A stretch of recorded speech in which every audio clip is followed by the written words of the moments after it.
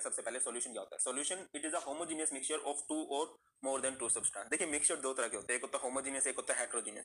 Homogeneous जिसकी composition uniform हो, जो पूरा मिलकर एक जैसा हो चुका हो, और हेटेरोजेनियस क्या होता है जो एक जैसा ना हुआ हो। फॉर एग्जांपल आपने पानी में नमक मिला दिया, आपने घोल दिया, तो वो बहुत अच्छे से घुल जाएगा, आप देख के नहीं पता लगा पाओगे यार पानी कौन सा है, नमक का पार्टिकल कौन सा है। ऑन दी अदर हैंड अगर आप पानी में ऑयल मिक्स करते हो, वाटर एंड ऑयल का मिक्सचर बनाते हो, तो वो अलग अलग लेयर बनी रहती है। या पानी में आप रेत मिक्स कर दोगे तो रेत उसमें अच्छे से मिक्स नहीं होगा। ये मैंने बाद वाले जो दो एग्जांपल है वो हेटेरोजेनियस सॉल्यूशन के एग्जांपल है। ठीक है, सॉल्यूशन क्या होता है, होमोजेनियस मिक्सचर होता है, एक यूनिफॉर्म फेस उनका बन जाता है। अगर देखिए कोई भी सॉल्यूशन बनाते हैं, कई तरह के सॉल्यूशन हो सकते हैं। बाइनरी जो दो कंपोनेंट से मिलकर बनता है, टर्नरी जो तीन कंपोनेंट से, क्वार्टरनरी जो चार कंपोनेंट से। हम जनरली बाइनरी सॉल्यूशन की बात करते हैं। बाइनरी सॉल्यूशन में दो बाइनरी मतलब जो दो पार्ट से मिलकर बने, उसके अंदर एक होता है सोल्यूट और एक होता है सॉल्वेंट। सोल्यूट क्या होता है, which is present in less amount, and solvent क्या होता है, which is present in large amount. For example आपने शुगर सॉल्यूशन बनाया, आपने मीठा पानी बनाया, तो मीठे पानी में मीठा कम होता है तो वो हमारा सोल्यूट है, और जो पानी है वो हमारा सॉल्वेंट का रोल प्ले करता है। इसके बाद मास परसेंटेज। मास परसेंटेज क्या होता है, मास of solute by mass of solution, percentage निकालते हैं इनटू में 100। जिसकी मास परसेंटेज निकाल रहे हो उसका मास ऊपर बाय में मास ऑफ सॉल्यूशन, और परसेंटेज का मतलब इनटू में 100। सिमिलरली वॉल्यूम परसेंटेज होती है, अगर आप किसी भी कंपोनेंट की वॉल्यूम परसेंटेज निकाल रहे हो तो क्या लिखोगे, volume of that component to the volume of solution, और परसेंटेज जब भी निकालते हैं इनटू में 100। एक सॉल्यूशन है जिसमें ए है 10 मिलीलीटर और बी है 15 मिलीलीटर। आपको इन दोनों की वॉल्यूम परसेंटेज बतानी है कमेंट सेक्शन में। इसके बाद होता है पार्ट्स पर मिलियन। पर मिलियन के अंदर जो एक स्पेसिफिक पोर्शन का पार्ट है, ऐसी ऐसी चीज जनरली यूज की जाती है वाटर पोल्यूशन के लिए, एयर पोल्यूशन के लिए, है ना। पोल्यूटेंट्स जो होते हैं बहुत ट्रेसेस अमाउंट में होते हैं, बहुत कम अमाउंट में होते हैं। जैसे पार्ट्स पर मिलियन ऑफ ए निकालना है, तो mass of A by mass of solution, इसको मल्टीप्लाई कर दोगे 10 की पावर 6, 10 लाख बोलते हैं मिलियन को। इसके बाद होता है मोलैरिटी। मोलैरिटी को हम कैपिटल एम से रिप्रेजेंट करते हैं, number of moles of solute इन पर लीटर सॉल्यूशन। न्यूमेरिकल्स के लिए इसका सिंपल सा फॉर्मूला होगा, वॉशिंग मशीन 1000 में देगी विमला, वॉशिंग is mass of solute, molar mass of solute 1000, volume in millilitre. अगर ये वॉल्यूम आपका कभी लीटर में है तो आपको ऊपर 1000 लगाने की जरूरत नहीं है, number of moles of solute इन पर लीटर। अच्छा, यहाँ पर वॉल्यूम अपॉन में जा रहा है ना, तो टेम्परेचर बढ़ने से वॉल्यूम बढ़ता है, मोलैरिटी घटती है। यूनिट क्या होंगी, मोल पर लीटर या फिर कैपिटल एम, या फिर मोलैरिटी का मोलर आप लोग याद रख सकते हो। मोलैलिटी से मिलती जुलती टर्म है मोलैलिटी, इसको हम स्मॉल एम से रिप्रेजेंट करते हैं। वो था नंबर ऑफ मोल्स इन पर लीटर सॉल्यूशन, ये है नंबर ऑफ मोल्स इन पर किलोग्राम ऑफ सॉल्वेंट। न्यूमेरिकल्स के लिए फॉर्मूला होगा, वॉशिंग मशीन 1000 में आएगी वॉशिंग टन से, mass of solute, molar mass of solute, mass of solvent in gram. अब ये एक मास बाय मास टर्म है, और जो भी मास बाय मास टर्म होती है वो टेम्परेचर इंडिपेंडेंट होती है, वो टेम्परेचर पर डिपेंड नहीं करती। इसकी यूनिट क्या होंगी, मोल पर केजी। बात करते हैं हम लोग मोल फ्रैक्शन की। मोल फ्रैक्शन क्या होता है, fraction means ratio, number of moles of a component to the total number of moles of solution. अगर आपको किसी की भी मोल फ्रैक्शन निकालनी है, हमने फॉर्मूला शायद गलत लिख दिया, फॉर्मूला इसका ये होना था, chi A is number of moles of A by number of moles of solution, Na plus Nb। अगर आपको chi B mole fraction of B निकालना है, number of moles of B by number of moles of solution. याद रखिए मोल fraction of solution जो होता है, यानी कि दोनों का जो सम होगा, या टर्नरी सॉल्यूशन है तो तीनों का जो सम होगा वो हमेशा 1 होता है। दो तीन खास बातें हैं, it is unitless quantity and independent of temperature, and mole fraction of solution is always 1। आगे मूव कीजिए, नेक्स्ट है सोल्यूबिलिटी। सोल्यूबिलिटी का मतलब होता है घुलनशीलता। At given temperature, maximum amount of solute dissolved in 100 milliliter solvent so that solution becomes saturated या no more solute can be dissolved in it। आपने 100 ग्राम या 100 मिलीलीटर पानी लिया, आप उसमें कोई सोल्यूट मिक्स करते जा रहे हो एक गिवन टेम्परेचर पर। अब मिक्स करते जाओगे। देखिए वाटर के पार्टिकल्स के बीच में क्या है बेटा जी, स्पेस होता है ना। एक टाइम ऐसा आएगा जब ये सारे का सारा जो स्पेस है फिलअप हो जाएगा, तब आप इसमें और ज्यादा चीज ऐड नहीं कर पाओगे। उस टाइम इसका सैचुरेशन पॉइंट मिल चुका है, मतलब इससे ज्यादा नहीं होगा। हाँ, आप अगर टेम्परेचर बढ़ा दोगे तो पार्टिकल्स का स्पेस खुल जाएगा, फिर और पार्टिकल्स इसमें ऐड कर सकते हो, बट आपने टेम्परेचर फिक्स कर दिया था। एक फिक्स टेम्परेचर पर 100 मिलीलीटर सॉल्वेंट के अंदर आप जितना सोल्यूट मिक्स कर सकते हो वो इसकी सोल्युबिलिटी होती है।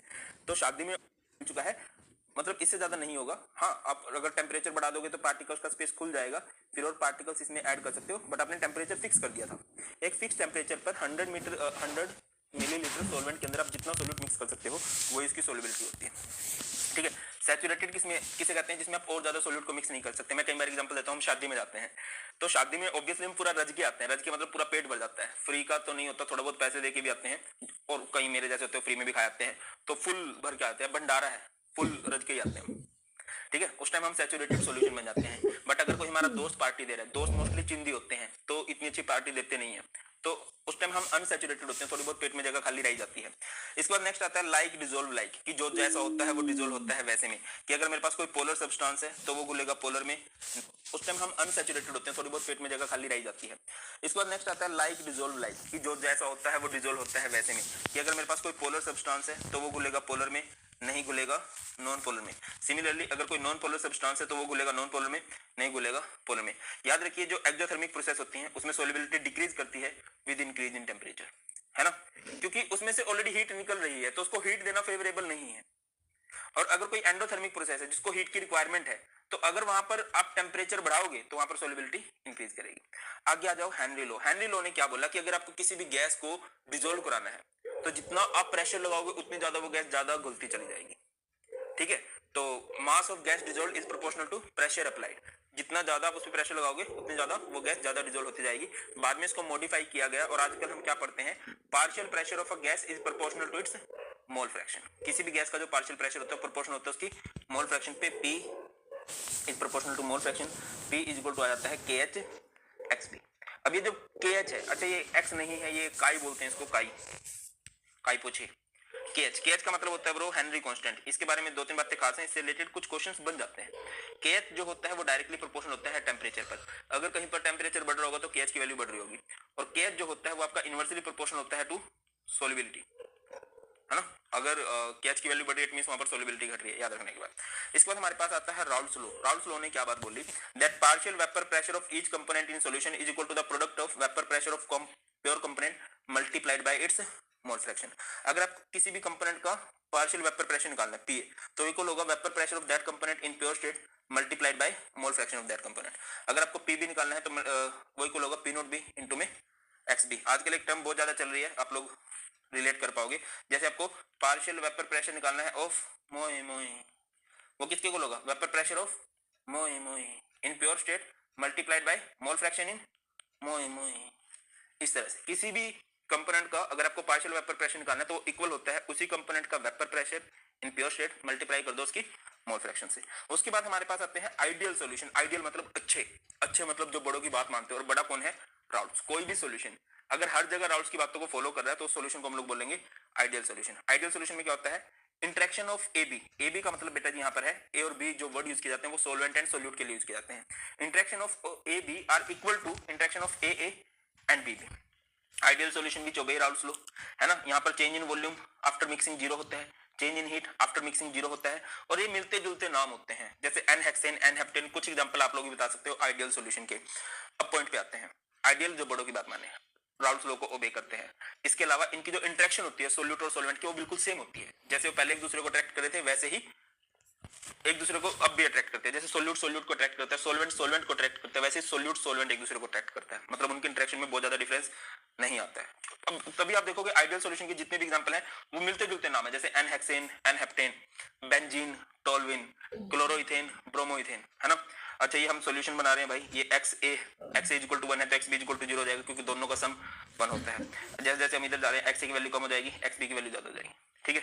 यह P नॉट, ये इस एरिया में जाते जाते B जहां पर 0 है इसकी देखिए, ये जो है PB है,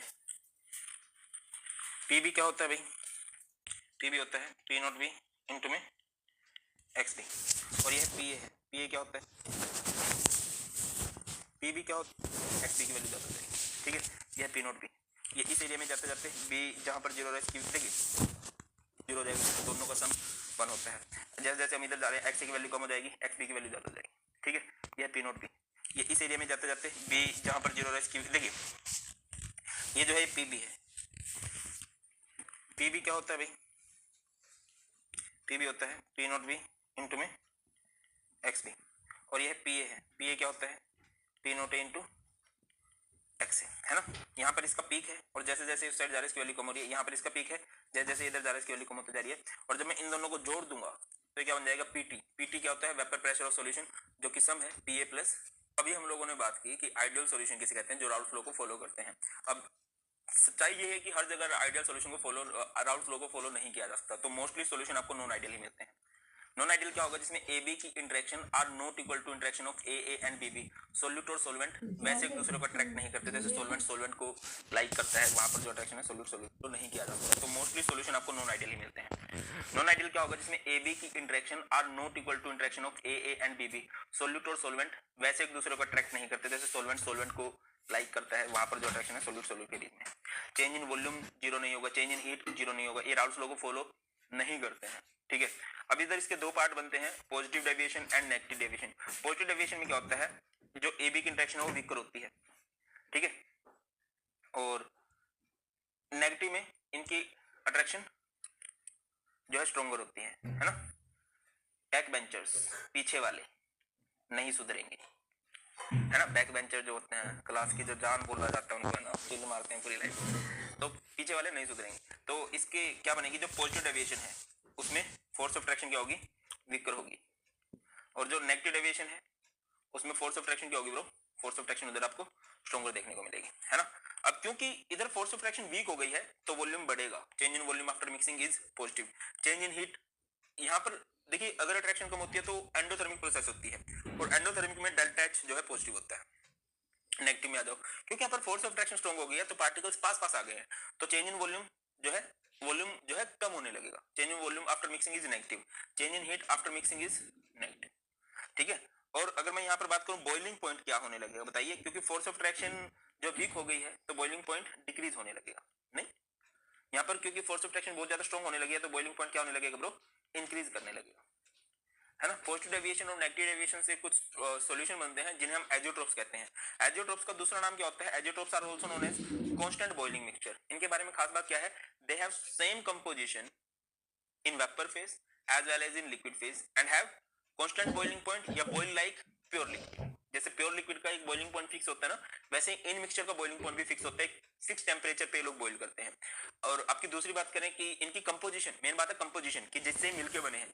लिक्विड फेज में जो कंपोजिशन दे रहे हैं, वेपर को जब पकड़ के देखा गया तो उधर भी इनकी कंपोजिशन जो है वो सेम ही थी, ठीक है। अब दो तरह के एजियोट्रोप्स होते हैं, एक होता है मिनिमम बॉइलिंग एजियोट्रोप, एक होता है मैक्सिमम बॉइलिंग एजियोट्रोप। मिनिमम जो जल्दी बॉइल हो जाते हैं, जो लेट बॉइल होंगे। और मिनिमम बॉइलिंग एजियोट्रोप्स, जल्दी बॉइल कौन होंगे? पॉजिटिव डेविएशन वाले। और लेट बॉइल कौन होंगे? नेगेटिव डेविएशन वाले। मैंने एक बात कही थी कि बाबू और सोना ने दिन रात एफर्ट लगाए और दो प्रोडक्ट लॉन्च किए, चुन्नू एंड मुन्नू। मान के चलो बाबू ने 10th क्लास तक पढ़ाई की है, सोना ने 12th क्लास तक पढ़ाई की है, और जिनका चुन्नू है वो 5th क्लास तक पढ़ाई करे, इन दोनों से कम है इसका बॉइलिंग पॉइंट, तो ये कम टेम्परेचर में बॉइल हो गया तो ये मिनिमम है। और मान के चलो जो इनका मुन्नू है वो ग्रेजुएट हो गया है ना, 15th क्लास तक पढ़ाई की है या फिर 16th क्लास तक उसने पढ़ाई की है, तो जिनसे वो मिलके बना है मम्मी पापा से, बाबू सोना से, उनसे ज्यादा पढ़ गया है, तो इसको हम मैक्सिमम बॉइलिंग एजियोट्रोप बोलेंगे, है ना। इसके बाद आ जाओ कोलिगेटिव प्रॉपर्टी, जो इस चैप्टर की जान है ना, कोर है। कोलिगेटिव प्रॉपर्टीज कौन सी होती हैं? Those properties whose value depends upon concentration, whose value depends upon number of moles of solute, amount of solute, बाकी किसी पे डिपेंड नहीं करता, नंबर ऑफ मोल्स अमाउंट देखता है। चार कोलिगेटिव प्रॉपर्टी होते हैं। सबसे पहले relative lowering in vapour pressure. क्या होता है relative lowering in vapour pressure? नाम से क्लियर है, lowering, vapour pressure lower down हो जाता है। अच्छा, जितनी भी कोलिगेटिव प्रॉपर्टीज हैं, फर्स्ट ऑफ ऑल ये डाइल्यूट सॉल्यूशन के लिए होती है। डाइल्यूट मतलब जहां पर सोल्यूट की अमाउंट लेस देन 5% है। दूसरा नॉन वोलेटाइल सोल्यूट, मतलब ऐसा सोल्यूट जिसके वेपर नहीं बनते इजीली, और जो सॉल्यूशन के भी वेपर प्रेशर को कमी करता है हर बार, ठीक है। तो relative lowering in vapour pressure को हम करें P naught A minus PS by P naught A equal to क्या होता है? XP। और जब आप इसके न्यूमेरिकल करने जाते हो, ये P naught A minus PS, इसे बोलते हैं lowering in vapour pressure. Lowering in कैसे सर? ये वेपर प्रेशर ऑफ सॉल्यूशन है, ये vapour pressure of pure solvent. Pure solvent से सॉल्यूशन का वेपर प्रेशर कम होता है, तो इसे बोला जाता है लोवरिंग इन वेपर प्रेशर। और जब मैं इसको रिलेट करता हूं, जब मैं इसको कंपेयर करता हूं प्योर सॉल्वेंट से, तो ये relative lowering in vapour pressure बन जाता है। XB को अगर मैं लिखना चाहूँ WB बाई MB, और यहाँ पर WA MA। इसके बाद है एलिवेशन इन बॉइलिंग पॉइंट। जब भी एक सॉल्वेंट के अंदर हम नॉन वोलेटाइल सॉल्यूट मिलाते हैं, उसको सॉल्यूशन बनाते हैं, तो सॉल्यूशन का बॉइलिंग पॉइंट बढ़ जाता है, और इसी को हम लोग क्या बोलते हैं? Elevation in boiling point. लिखा गया है boiling point of solution containing a non volatile solute is always higher than boiling point of pure solute. और मैथमेटिकली हमें पता चला कि डेल्टा TB जो है, that is elevation in boiling point, is directly proportional to M, molality के proportional होता है। इसको हटाएंगे तो यहाँ पर आएगा KB। KB का नाम होता है मोलल एलिवेशन कांस्टेंट, या फिर इसका दूसरा नाम होता है एब्लियोस्कोपिक कांस्टेंट। यूनिट क्या होती है? केल्विन kg पर मोल। और जो इसकी वैल्यू है इस KB की, डिपेंड करती है on the nature of solvent. जैसे जैसे सोलवेंट चेंज करोगे इसकी वैल्यू चेंज होती जाएगी। सोल्यूट से इस पर कोई फर्क पड़ता नहीं है। बाकी डेल्टा टी बी ऐसे भी लिख सकते हो आप, ज्यादा में से कम माइनस करोगे तो बॉइलिंग पॉइंट ऑफ सोल्यूशन ज्यादा है और प्योर सोलवेंट कम है, तो एक फॉर्मूला ये बन जाता है। इससे मिलता जुलता टॉपिक है डिप्रेशन इन फ्रीजिंग पॉइंट। जब आप इवन मैंने कल पर एक्सपेरिमेंट भी किया था, यूट्यूब पे आप देख सकते हो कि जब हम पानी में नमक मिलाते हैं तो उसका फ्रीजिंग पॉइंट, इवन मैंने कल पर एक्सपेरिमेंट भी किया था, यूट्यूब पे आप देख सकते हो कि जब हम पानी में नमक मिलाते हैं तो उसका फ्रीजिंग पॉइंट लोअर डाउन हो जाता है ना। तो इसी को बोलते हैं डिप्रेशन इन फ्रीजिंग पॉइंट, कि सॉल्यूशन का फ्रीजिंग पॉइंट कम होगा एज कंपेयर टू सॉल्वेंट। ये लिखा गया है freezing point of solution containing a non volatile solute. इससे मिलता जुलता टॉपिक है डिप्रेशन इन फ्रीजिंग पॉइंट। जब आप इवन मैंने कल पर एक्सपेरिमेंट भी किया था, यूट्यूब पे आप देख सकते हो कि जब हम पानी में नमक मिलाते हैं तो उसका फ्रीजिंग पॉइंट लोअर डाउन हो जाता है ना। तो इसी को बोलते हैं डिप्रेशन इन फ्रीजिंग पॉइंट, कि सॉल्यूशन का फ्रीजिंग पॉइंट कम होगा एज कंपेयर टू सॉल्वेंट। ये लिखा गया है freezing point of solution containing a non volatile solute is always lower than freezing point of pure solvent. Mathematically delta TF is directly proportional to M. Delta TF is equal to KFM. KF का नाम क्या होगा? Molar depression constant या फिर cryoscopic constant. इसकी भी unit क्या होती है? केल्विन केजी पर मोल। इसकी भी जो वैल्यू होती है डिपेंड करती है नेचर ऑफ सोलवेंट पे। और अगर इसका फॉर्मूला करना चाहोगे डेल्टा टीएफ, ज्यादा में से कम माइनस करोगे T note F minus TF. T note F is freezing point of pure solvent and TF is freezing point of solution. ठीक है। उसके बाद है ऑस्मोटिक प्रेशर। ऑस्मोटिक प्रेशर क्या होता है? वो प्रेशर जो अप्लाई किया जाता है सॉल्यूशन साइड सो दैट कि हम ऑस्मोसिस को रोक सके। अब ये ऑस्मोसिस क्या है? लो कंसंट्रेशन की हाई की तरफ मूवमेंट। मैंने इसको याद किया है OLH। ऑस्मोसिस में lower particles, lower concentration particles move करते हैं टुवर्ड्स हायर कंसंट्रेशन पार्टिकल्स, है ना। तो ऑस्मोटिक प्रेशर डायरेक्टली प्रोपोर्शनल होता है कंसंट्रेशन, ये मोलर कंसंट्रेशन होती है, डायरेक्टली प्रोपोर्शनल होता है टेम्परेचर। पाई इसको हटाएंगे तो ये आर आएगा। Are is universal gas goes नहीं, गैस कांस्टेंट। सी मतलब मोलर कंसंट्रेशन, टी का मतलब होता है टेम्परेचर। अगर कभी दो सॉल्यूशंस का ऑस्मोटिक प्रेशर सेम है तो उसे हम लोग आइसोटोनिक बोलेंगे। अगर एक का ज्यादा कांस्टेंट, सी मतलब मोलर कंसंट्रेशन, टी का मतलब होता है टेम्परेचर। अगर कभी दो सॉल्यूशंस का ऑस्मोटिक प्रेशर सेम है तो उसे हम लोग आइसोटोनिक बोलेंगे। अगर एक का ज्यादा है, मोलर कंसंट्रेशन होती है, डायरेक्टली प्रोपोर्शनल होता है टेम्परेचर। पाई इसको हटाएंगे तो ये आर आएगा। Are is universal gas goes नहीं, गैस कांस्टेंट। सी मतलब मोलर कंसंट्रेशन, टी का मतलब होता है टेम्परेचर। अगर कभी दो सॉल्यूशंस का ऑस्मोटिक प्रेशर सेम है तो उसे हम लोग आइसोटोनिक बोलेंगे। अगर एक का ज्यादा है, जिसका ज्यादा उसे हाइपरटोनिक और जिसका कम है उसे हम लोग हाइपोटोनिक बोल देते हैं। अच्छा, नेचुरल फ्लो हमेशा याद रखिए, नेचुरली एक ऑस्मोसिस प्रोसेस होती है जिसमें हमेशा फ्लो जो होता है लो टू हायर कंसंट्रेशन होता है हमेशा ऑस्मोसिस में। उसके बाद है एबनॉर्मल मॉलिक्यूलर मास। देखिए, जब कभी भी हम एक सोल्यूट लेते हैं और उसको सॉल्यूशन में डालते हैं तो पॉसिबिलिटी बनती है कि वो एसोसिएशन या डिसोसिएशन शो करने लग जाएगी। जब कभी भी वो एसोसिएशन या डिसोसिएशन शो करेगा तो उसकी वैल्यू डिफरेंट हो जाएगी नॉर्मली एक्सपेक्टेड वैल्यू से। उसी को हम लोग एबनॉर्मल मॉलिक्यूलर मास बोलते हैं। Such molecular mass that are either lower or higher than the expected or normal values। और इसको हम निकालने के लिए वेंटो फैक्टर का यूज करते हैं, आई से रिप्रेजेंट करते हैं normal molecular mass by abnormal molecular mass. इसको आप ऐसे याद रख सकते हो, नॉर्मली मैन ओबे देयर मदर। पापा की परी होती है, मम्मा के मगरमच्छ होते हैं। पापा की परी होती है, मम्मा के मगरमच्छ होते हैं। नॉर्मली मैन ओबे there mother. Normal molecular mass by observed molecular mass, है ना। अगर आपको डिग्री ऑफ डिसोसिएशन निकालना है तो I-1 बाय N-1, और अगर आपको डिग्री ऑफ एसोसिएशन निकालना है I-1 1 बाय N-1।